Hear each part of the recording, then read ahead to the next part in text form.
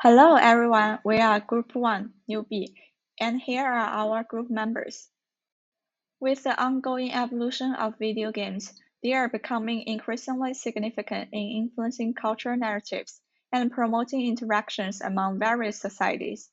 Our group will delve into an analysis of the article, The Cultural Impact of Video Games, a systematic review of the literature. Here is the abstract. The passage explores the relationship between video games and culture. It aims to determine whether video games directly impact cultural values and representation transmissions.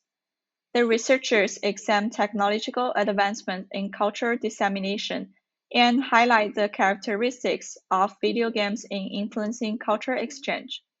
The study also analyzed the evolution of video games to generate new cultural representations. The researchers evaluate the limitation of previous research and advocate for an in-depth investigation into video games' specific contribution to cultural transmission. Given that this topic is relatively new, so academic resources are limited but valuable, we will closely examine 4 articles from the literature reviews and evaluate them across 6 dimensions. Here are 4 articles, which I will refer to as the first, second in the following pages. The first uses text mining to identify key research trends in the effects of digital tools on art and cultural education, focusing on video games and social media. The second discusses alternative narratives in video games from feminist and post-colonial perspectives.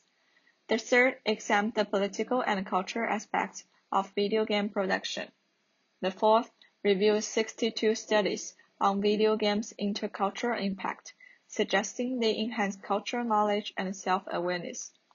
We created a checklist to evaluate 6 dimensions, which will be covered in details later.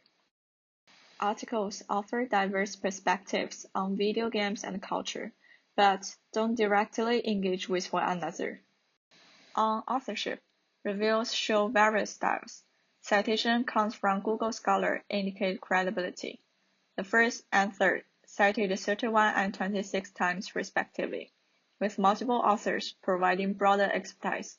The second, with 12 citations and a single author, highlights unique insight, but less impact. The fourth stand out with 75 citations, showing strong recognition. Regarding timeliness, 3 are recent, published within the last 5 years. The fourth review studies from 2001 to 2018, focusing on emerging topics, while the first and third highlight recent trends enhancing relevance. However, the second, published much earlier, may be less timely as it fails to capture evolving dynamics. Most articles have a clear structure. First highlights hotspots in quantitative research, making key trends easy to follow. Third presents a chronological timeline of video game production, easy to track changes. Fourth is a systematic review which synthesizes findings from various studies, providing a coherent framework. In comparison, second's story-like format is compelling but less organized due to scattered information. Evaluating relevance on secondary sources. The first relies on around 90% secondary sources, indicating little original data, which is typical for a systematic review.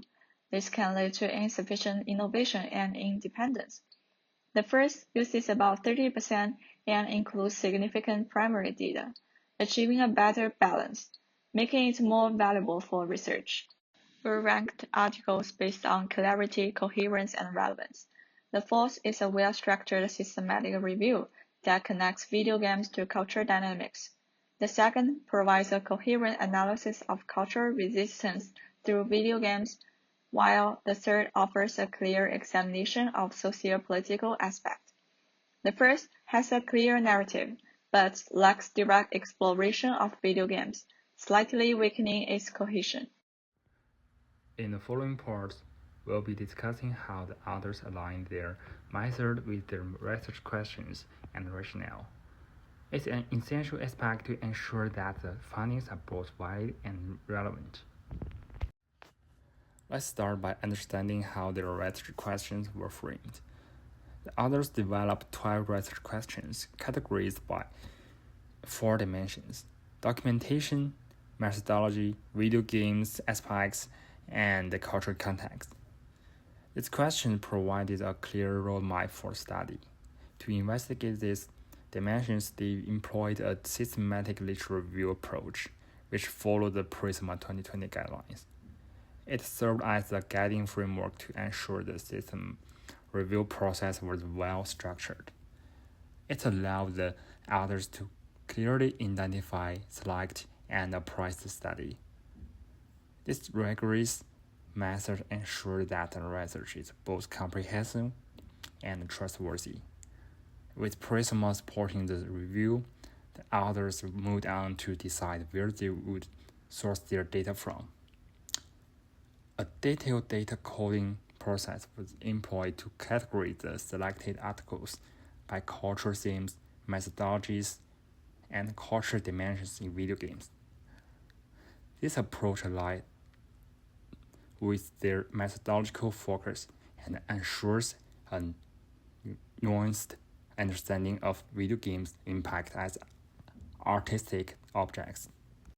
For their data collection, the authors chose to use Web of Science and Scopus. Besides from the 3 strengths listed by others, we also investigate the universal coverage of them in academic field.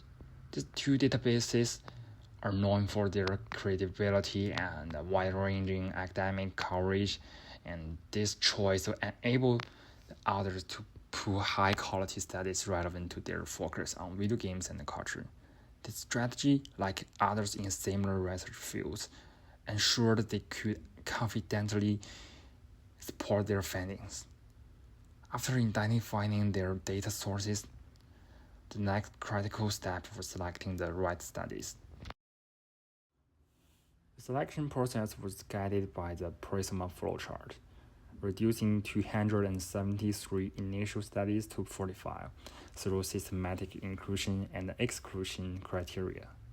This careful selection ensured that only studies focusing on cultural aspects of video games were considered. This approach closely mirrors methods seen in similar systematic reviews, ensuring only the most relevant research was included.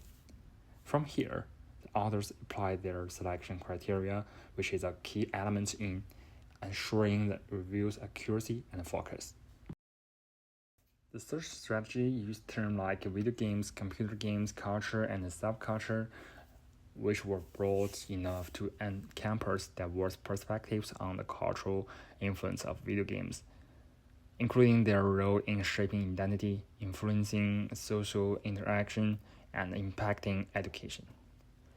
This approach enabled the authors to put high-quality studies relevant to their focus on video game and culture.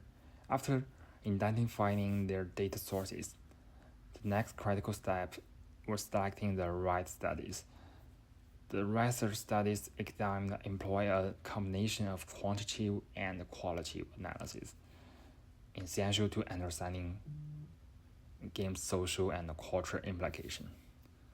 Research examined various topics including identity development and representation, interactions with others, and the significance of games in culture as a form of art. The findings are in line with the research goal. Well, the most notable feature of this work is broad scope, which covers a variety of fields. It offers an extensive analysis of video games as tools of culture in psychology, sociology, and media studies. This multidisciplinary approach is vital in understanding video games' effects on different cultural aspects. The others recognize that the geography of the research reviewed is an obstacle to study. Most of these studies are in a Western environment, which could hinder their ability to fully analyze video games' effects on world culture. However, despite the larger sampling size, the authors recognize 2 main drawbacks. First, studies examined focus solely on Western environments, limiting their findings applicability to our regions.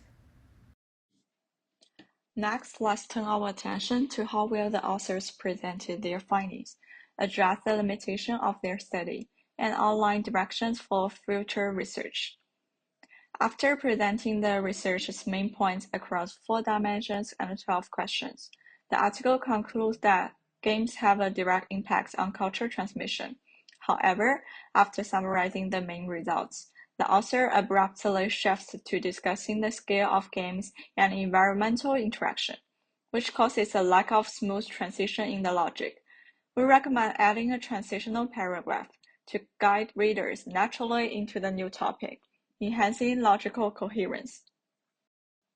As for limitations, the article lacks a dedicated section discussing research limitations, which may affect its rigor. Also, the article fails to clearly define video games at the beginning. Without a clear definition, the following research lacks a reference point, making it difficult to fully reflect the differences in cultural interaction across different games. We recommend that the author define the scope of video games at the start to strengthen the focus of the research. Secondly, the article draws its conclusions directly from 45 references, which the readers may be unfamiliar with. They might struggle to understand the reasoning behind the findings. We suggest the author provided more detailed explanations of the reasoning process or offer specific examples to support them, enhancing the persuasiveness of the research. Lastly, the article emphasizes the literature's publication location, but neglects the game's distribution location, overlooking the impact in third world countries. We recommend including considerations of game distribution locations and release languages to broaden the study's perspective. For future research, the article provides a solid theoretical foundation for further studies. The author mentioned that different players may interpret games differently. Moreover, with the advancement of technology and global changes, future research should focus on emerging dominance discourses in shifting global contexts, exploring the role of games in specific groups.